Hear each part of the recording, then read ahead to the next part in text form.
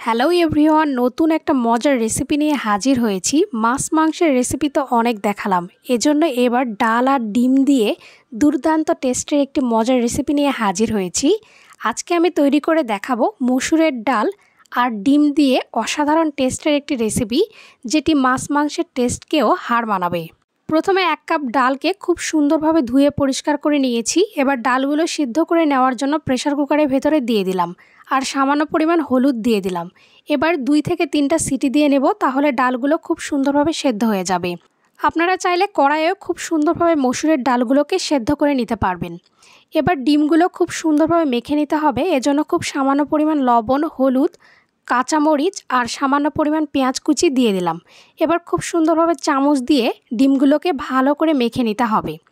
এবার একটি কড়াইয়ে সামান্য পরিমাণ তেল দিয়ে দিলাম। তেলটা ভালোভাবে গরম হয়ে গেলে এখানে 2টা ডিম দিয়ে দিতে হবে আর খুব সুন্দরভাবে ভেজে নিতে হবে।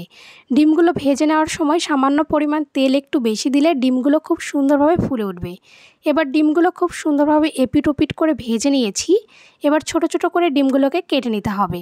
আপনারা চাইলে এখানে 2টা, 3টা বা 4টা ডিমও ব্যবহার করতে পারবেন। এবার ডিম ভাজাগুলো উঠিয়ে রাখলাম। এবার একই কড়াইয়ের ভিতর আরও কিছুটা তেল অ্যাড করে দিয়েছি।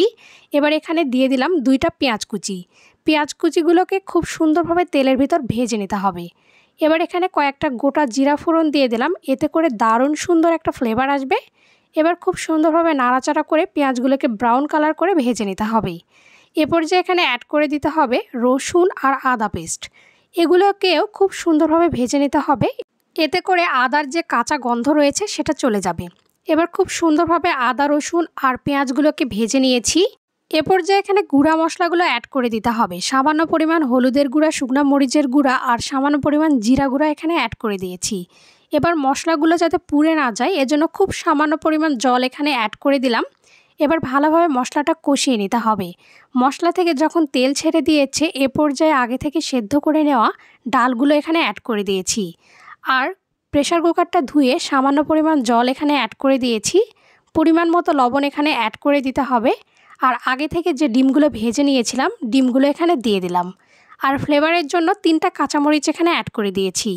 এই সবগুলো উপকরণ এখানে অ্যাড করে দেওয়ার পর ঢাকা দিয়ে রান্না করে নিতে হবে 5 মিনিট। 5 মিনিট পর ঢাকাটা উঠিয়ে নিলাম। এবার লো ফ্লেমে আরও 2 মিনিট রান্না করে নেব, তাহলে রেডি হয়ে যাবে মজাদার মসুরের ডাল আর ডিমের এই রেসিপিটি। এটি খেতে দুর্দান্ত টেস্টের হয়ে থাকে আর খুব সহজে, খুব অল্প সময়ে এটি তৈরি করা যায়। রুটি, পরোটা, ভাত সবার সাথে খেতেই কিন্তু দারুণ মজা হয়ে থাকে এই রেসিপিটি। তো ভিডিওটি আপনাদের কাছে কেমন লাগলো তা অবশ্যই আমাকে জানাবেন আর চ্যানেলটি সাবস্ক্রাইব না করে থাকলে চ্যানেলটি সাবস্ক্রাইব করবেন।